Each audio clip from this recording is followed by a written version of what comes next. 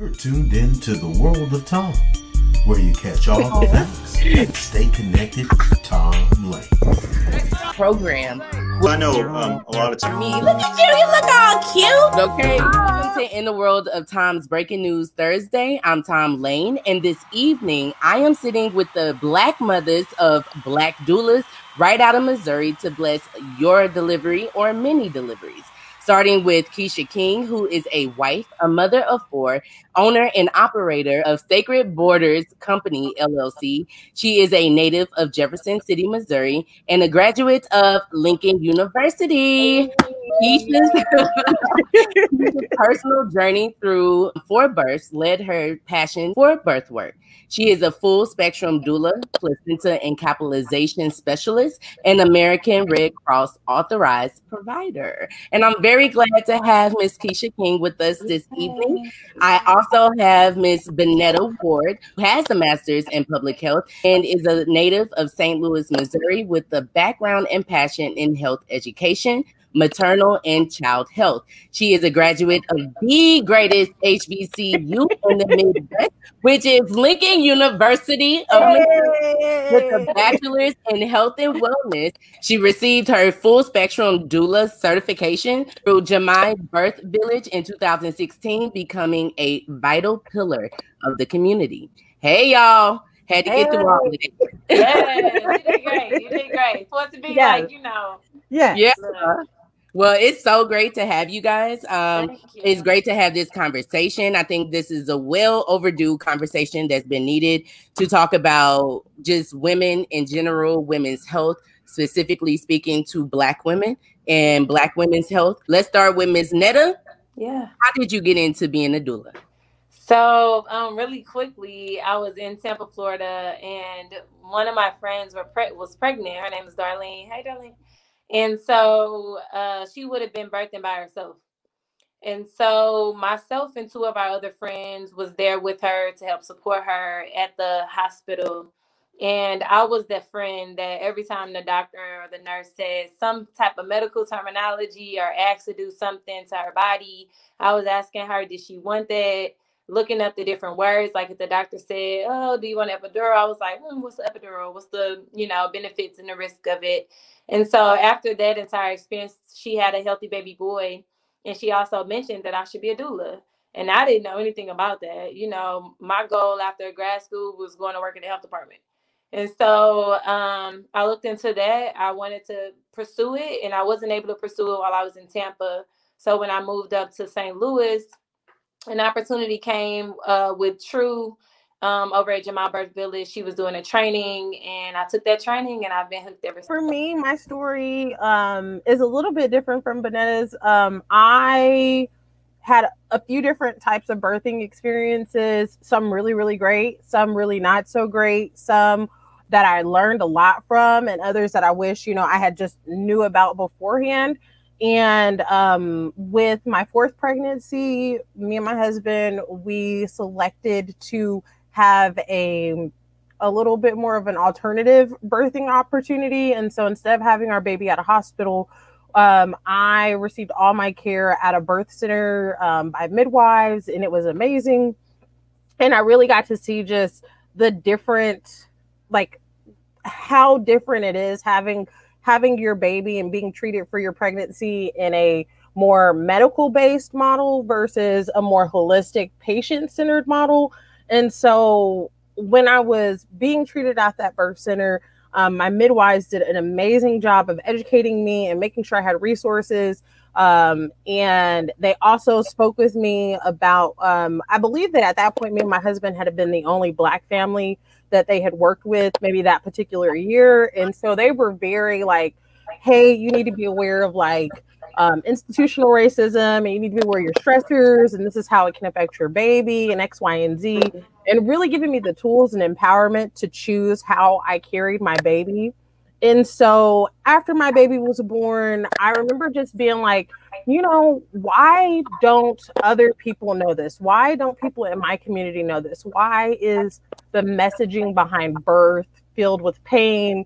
Get the epidural, trust the doctor, do whatever they say, and not so much of, well, what do you want? how do you feel? What do you want your birth to look like? Absolutely. And I just felt like that was taking away from us and our experiences, because pregnancy is something that you should celebrate, and it should be, just like this celebration of life. And I really was feeling like my experiences with hospital births, and the lack of choice and control that I didn't realize I had, that played a really large part for me, and just being like, okay, we need to fix this problem. We need to fix it. And then by getting into it, I really started to learn how bad it was for women who look like me. But the way that I essentially came across and got certified was, I was on Facebook one day, and I had been looking at doula certifications, but when everything happened with COVID and like life was at a standstill, I was like, all those times I talked about if I could do this or if there was time, I was like, let's do it. Let's do it right now. So I literally like signed up for a like orientation type like debrief of what the training was about 1 week, like the week that everything shut down in March. And then I want to say April 1st, I started my training to become a doula. So I was not playing them games about it. I know that's right. So what exactly is the difference between a doula and a midwife? I've always thought that doulas were specifically for at-home births, and midwives were the same thing. So, I mean, a midwife is somebody who is trained to do medical based work in pregnancies and with women just in general. So if they are, still in that childbearing time, age of life, they can do like pap smears and things of that nature, and a lot more medical based needs for clients. And there's training that you have to go through as a midwife. Me and Netta were actually talking about this a little bit earlier. So under the umbrella of midwife, you have your certified nurse midwife, and those individuals go to nursing school, and then they continue on through education to get a specialization in midwifery. And then you have your certified professional midwives, and they go through an apprenticeship and have to help with a certain amount of births and doing certain things for that total number of births. And then a doula, we do a lot of emotional, educational, and physical support, and making you aware of your options. We don't do anything for you medically. We don't do any of the things that the midwives do as far as like, cervical checks or any of those pieces. We're there definitely just to help you get through those processes in those times. And then also to make sure that you're educated, and, we support your family. We support your support system. Oh, okay. Okay. So I know that I brought you guys on here specifically to speak about women's health and Black women's health in general, but why is it so important for women to have the knowledge on a healthy pregnancy outside of just a healthy life? I think as a Black woman in our community, and also Indigenous women in our communities, we only understand trauma. And so sometimes when it comes to the joy of creating life and birthing, we don't necessarily understand how to find the joy in it. And so sometimes when it comes to that journey, we only listen to the nurses, we only listen to the doctors, but we also realize that our healthcare system, though it has changed some, it is still rooted in racism and has people who have biases and things like that. And so we have to be mindful that when we have families going into these systems, that they understand what they have, what makes up their entire experience. And so as a doula, you are helping to create that safe space, helping to let women know, hey, this is how you feel most empowered in your birth. And that includes your nutrition, that includes your mental health, that includes releasing stressors if you can, or minimizing stressors, because as we know, as Black people, you have that generational stress or trauma, but then you also have the stresses of everyday, day-to-day life. And so because we already have those generational stressors that science has said is already in us when we are born, then we know that we have to try to control our outside stressors as much as possible. And so as a doula, letting families know that, because some families don't know. Some families are like, look, this is my day to day. This is what it is. You know, I eat White Castles every day. That's just what it is. And so not necessarily trying to make them change or judging them, but meeting them where they are. So if you know they eat McDonald's, then you're like, okay, so you can only, you eat McDonald's for lunch. That's what you eat. We know it. Okay, so what on McDonald's menu can we incorporate to make sure that that baby and you are getting the nutrients that you need for you to thrive and for you to have a safe pregnancy and postpartum period? That leads into what's I guess the death rate or the statistics behind Black women in pregnancy. I mean, are we still losing Black women during childbirth as rapid as, you know, back in the day? I mean, we're definitely losing Black women at a much higher rate than any other racial classification of women. I actually believe now, as Black women, we're more likely to die during childbirth than previous generations. And I'm pretty sure that's a study that I read, and it has, much like Netta said, a lot to do with the racial barriers that are there. The lack of listening from providers when somebody says, you know, like they're in pain or that something is hurting them or that something doesn't feel right, or, you know, I mean, the list goes on and on, as far as like what provider abuse looks like in birthing situations. But definitely when you look at the amount of people who say they've experienced abuse by the hands of their providers in the birthing environment, as well as the statistics that Black women die 4 times, like the rate that we die is 4 times higher than our white counterparts. And so that also plays a large part. Those two statistics together, they're not in our favor. Yeah. And then also thinking about those stressors, like, so as I'm sure both of you all probably came across when you were pregnant and were about to deliver, you heard these same statistics, and that's stress too. So on top of like wanting to have a successful birth, you are also thinking like, oh man, am I gonna die?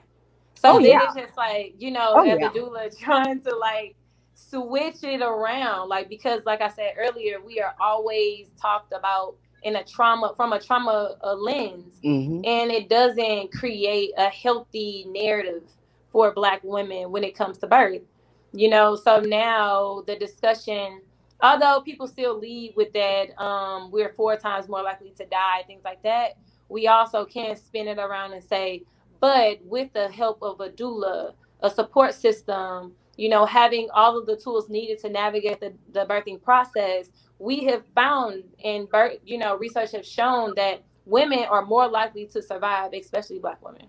Yeah. With the doula.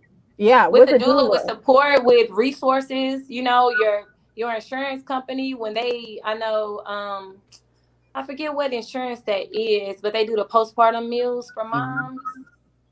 It'll come to me. But it's one Medicaid that does this, and they literally do postpartum meals for the first 6 weeks, and they send you 15 meals, or first 2 weeks they send you 15 meals first, and then 15 meals after. And I can't tell you the difference of a postpartum experience for a mom who don't have that and a mom who does, and that's regardless if that mom has a husband or not, you know, has a partner or not, because you need that support. There is research by Jenny Joseph down in Florida. She actually just recently opened up the first Black midwifery school, and she is amazing. Oh my God, I love Jenny Joseph. And she, you know, talks about this in her childbirth. What is it called? Equal. Help me out, Keesha. Do you know? Is it like equal equity? Common sense birth. Common sense birth. Yeah. And she kind of talks about that. I mean, she literally did research over an extended amount of time, made sure that these families had wraparound care. And just like you would at schools, you know, different schools, they make sure that these kids have wraparound care, therapists, They have food. They have people that they can talk to, connections, so they connect them with other students. She took that same model and applied it to birthing women, especially Indigenous and Black women. Right. And she proved it. You know, she had I think she had no fatalities of moms or babies. Really? Thriving, research. I mean, you Because can't it make makes it up. a big difference. It makes such a, I mean, it makes such a big difference when a mother is supported.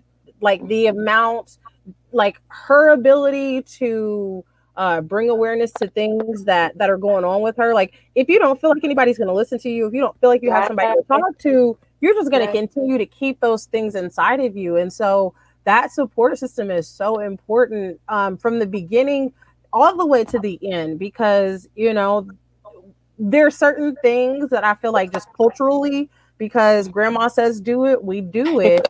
And it's like, you know, we love grandma, but you know. So that is a huge part of it. And, you know, our support systems, I think it's great that our support systems typically incorporate, like, you know, our mothers and our grandmothers and our aunts, but definitely support systems should also incorporate our cousins and our sisters and our friends, because those are definitely going to be the people who are much more able to get to the information and willing to accept information that maybe our older generations or, you know, our predecessors aren't as willing to take on. I totally agree with that. And y'all make me feel like I should have definitely had a doula. When I text Netta earlier, I think I told you that you did reach out to me around the time my mom passed. Like it was real random. And she had reached out to me and just asked me like if I wanted one and if I needed some help. And I think at that time, because of the lack of education on exactly what a doula was, and I was comparing it to a midwife, I just, you know, my headspace was like not there. But when having my baby, I heard you telling Netta earlier about your birthing experience with your son. And I went through pretty much the same exact thing. Like, you know, with me and my OB, we were fighting against my blood pressure and all that, but I only had an MD that I saw every now and then who was Black, who was able to go in more detail as to why my blood pressure being so high was very serious to my health and pregnancy. And I mean, from time to time, it would slip my mind, but it really came into play when I went into labor. And I didn't go into labor on my own. I was induced. Now that I know the effects of being induced, I will not like encourage to be induced next time. That's not going to happen. And then I did have an epidural. I literally, they were bringing the needle out of my back at the same time that they lost her heartbeat. And I think they probably waited around and tried to find the heart rate for maybe 2 minutes. After that, they just started pushing me towards the back, and I'm steady like, okay, what's going on? And they were not communicating with me, and that's what created the fear. I'm steady like, is everything okay? What's going on? She told me that they lost the heartbeat, but of course they downplayed it. Just give us a minute.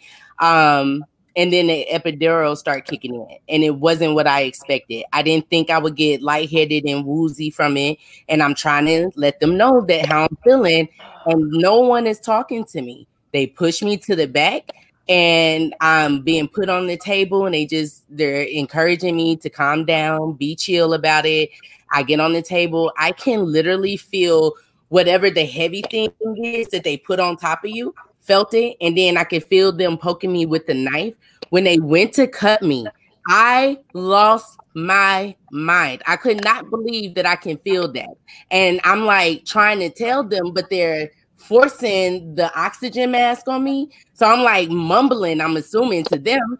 And so something in my I'm gonna just say it. My mama came to me and was like, kick, scream. So I just started like acting a fool on this table, and the lady pulled the mask off and was like, what's wrong? She was frustrated, first off. And she was like, what's wrong? And I'm like, I can fucking feel it. And I just blacked out. I don't remember what happened after that. I wasn't able to hold my baby. Like, I would say for at least the first 8 hours, it felt like all day. I had her probably at 9 that morning. I didn't hold her to probably like 4 or 5. It felt like an all day thing. It wasn't until I got into a room, got comfortable, that I was like, okay, I'm calmed down off the morphine enough to hold her. I was numb, and I don't feel like I got not just the birthing experience, but the bonding. I didn't get that bonding time with her. After experiencing that and thinking that I'm about to die, because like Benetta said, that was the first thing that I thought about. 4%, four out of how many women die, and I just thought that was my time. I didn't have my mom there for my support, even though I had a slew of family that was there. That wasn't it. And then I don't think my partner just had the education and the coach on how to coach me during that, because it was hectic. And it wasn't until the day after that I lost my mind in the hospital room. Like, I literally could have died. Like, I just buried my mama and I went through a whole life or death situation. I didn't know how to handle that. So a doula would have been very vital to my birthing experience. Because especially after the whole process, I didn't know how to accept that. Coming home, looking at my mom's picture and things like that, I will go right back to the moment that I can feel that knife. That's what freaks me out. I can literally feel them like cutting through my skin, and I blacked out after that. I don't remember anything. I don't have videos of nothing. So it's like, Tommy, I would strongly encourage you to get a postpartum therapist. And I know that, that level of trauma is I don't want to say it's unfathomable, because I know it happens. I've seen it happen, but it's so heart-wrenching, because it's like that experience is going to be with you forever. And at some point you're going to have the skills to learn how to cope with that, and to really to digest it. Because like, if you do want to have another baby, or just even if you don't want to have another baby, if your daughter decides to grow up and have a baby, like, what we typically do is we push those same experiences off on our children.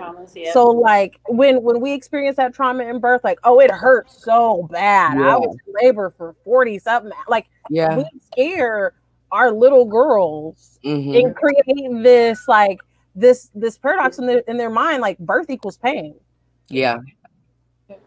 But like birth equals death. Because in my mind, I was thinking flowers, roses, me and my baby gonna have on this matching outfit. These pictures gonna be fire. I didn't have my toes done or my nails done, so I was ate up. But still, I thought the whole process would have been a lot smoother than it was. And I told Netta that, definitely second baby, I want to do it. I need that emotional support, because the first experience has created that fear that I don't want to go through that. And I have blood pressure. I have hypertension now at 29 years old, and it's, so fickle with my body, regardless of what I'm trying to do health-wise, that it does scare me to go into another pregnancy thinking that, it's just going to be the same result. Girl, and that's facts. Like, I was diagnosed with high blood pressure at 18 years old. I mean, I was a national swimmer. I'm swimming 3-4 miles a day.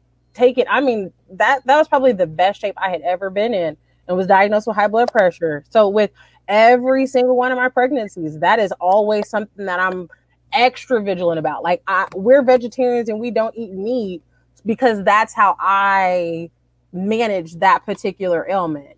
And like, every single baby I have, I'm like, ooh, I hope that blood pressure don't pop up this go round, because it can be so scary. Like, I actually was induced with one of my children because I went to the doctor's office and they were like, oh, we got to take the baby out. Your blood pressure is just too high. And in that moment, I wish I had been empowered enough to ask, well, what is my blood pressure?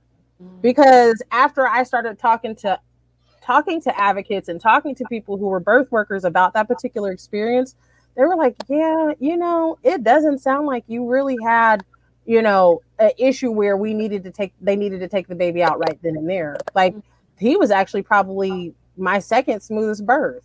Like, went really good. But it is unfortunate, and I think that that's a lot of what happens is like, we as a people need to, before hospitals were a thing for us, and before the people who owned our ancestors, sent them to hospitals to have babies, like, we were delivering our own babies. Absolutely. We were caring for our own sisters. And it was like, that was the knowledge. Like, this is what you do when somebody, in your family or somebody in your group is having a baby. You take care of them. And we've just really gotten away from that as a culture because we trust our medical systems. We trust our systems. Right. Our systems more than we should. We don't question. And we really need to be more whole as a people to really understand, like how you're talking about your partner, he wasn't really equipped. Like, these Black fathers got to be ready to advocate for these Black mothers, like, for real. So what are the benefits that you would say comes out of having a home birth? I mean, home births are just, they're a different vibe. There's not a whole lot of clock. You're not up against the clock for a lot of things. Your home is your personal space, so your body is able to be relaxed and knows that it's safe. And your body has experienced life in this space and knows, like, I am okay. This is a good place. This is a safe space. And you have autonomy and control of what's going on when you have a home birth. Like, nobody's going to come up behind you and stick you with something that you told them you don't want, or you don't have to be attached to a monitor the whole entire time.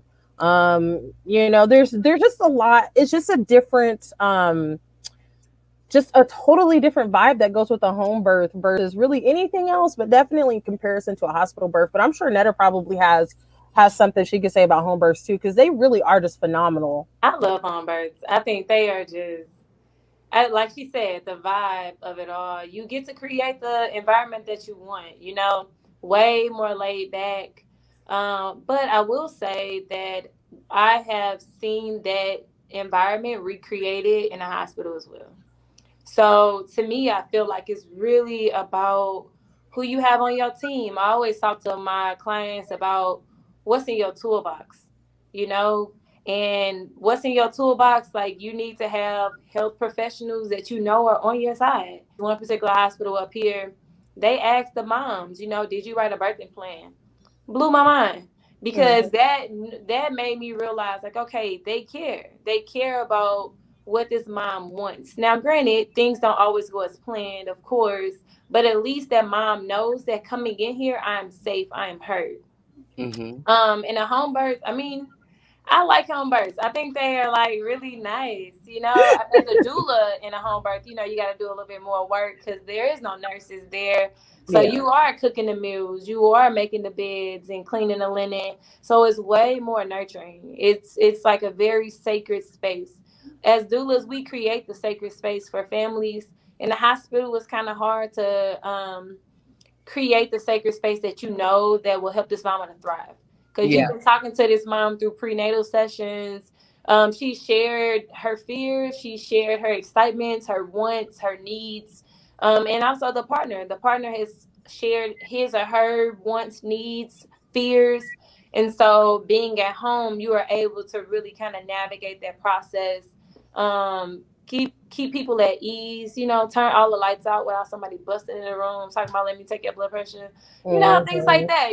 Midwives are, I didn't see the midwife work in complete darkness because they know that the mama needs whatever space they need. Whereas in a hospital, in certain hospitals, the doctor, come right in, turn the lights on. And that's where doula come in, or the partner come in and be like, hey, turn the light back off. But, or they come in with like 20 med school students. Yeah. Yes. Okay. People like, press wide open. But Tommy, you also said something that I really thought that I wanted to touch on, because I felt like this is one thing that I really enjoy as a doula. Like, generally speaking, in their practice, like I feel like a lot of people are like, okay, I'm gonna get a doula and start working with my doula around like 30 weeks or 25 weeks or whatever the case may be, like further along in their pregnancy, like middle of the second trimester, third trimester time frame, which is great. Like that's great. There's nothing wrong with that. But I will definitely say, like, there is nothing more empowering than sitting down with the client and like creating a list of interview questions for them to ask their provider. That sets the tone for what is happening.